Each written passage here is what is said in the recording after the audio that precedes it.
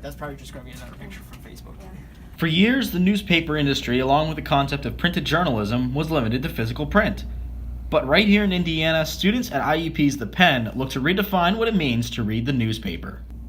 Since 1924, the Penn has served IUP and the general public of Indiana with the latest in local news as well as global news. Dating back to its origin, the Penn has always remained a printed newspaper, but with the increase of technology over the years, the Penn has said goodbye to the print world and hello to the digital world. There were really two reasons.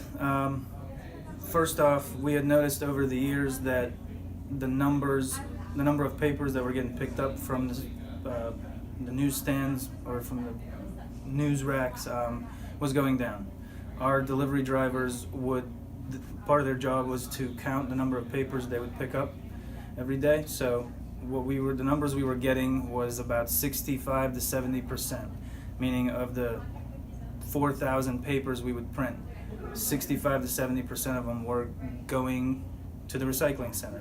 This transition has not only made it cost efficient for the student co-op, but it has also made the editorial process faster, as well as the business side of things. With the transition to an all-digital platform, how's the Penn seen more views in comparison to when it was print?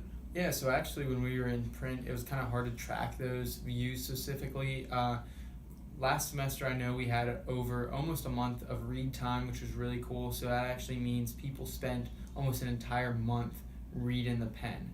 So yeah, we've actually been able to track that. We actually have our newsletter now, which is also, we're pushing out our issue along with all our other content to about 300, 400 people right now. We're just hoping to grow that as we move forward. Along with a thriving business standpoint, the transition to a digital platform has made the roles of the editorial staff easier. Well, last year, whenever they were still printing them, they had to be done with production night by I think it was 9 or 10, and then they would have to send it to the Gazette and then they would print it. But now a lot of the time we have more time to take our time with doing the different rounds that the papers go through, and it doesn't really have to be done by a certain time in the night. One benefit from going digital was the creation of Penncasts, or podcasts made by the numerous members of the Penn. These podcasts range from topics such as the Indiana community, IUP sports, modern culture, and much more. This gives viewers the idea that the Penn is more than just a newspaper. It's a new and innovative type of network that goes beyond the regular newspaper. Yeah, so basically, I've been a big podcast believer myself. If you look at any of the national sites that are really doing well right now, transitioning from print to digital, podcasts are a big part of it. I'm not sure if you're familiar with D9 Sports at all. They're a group in Pennsylvania.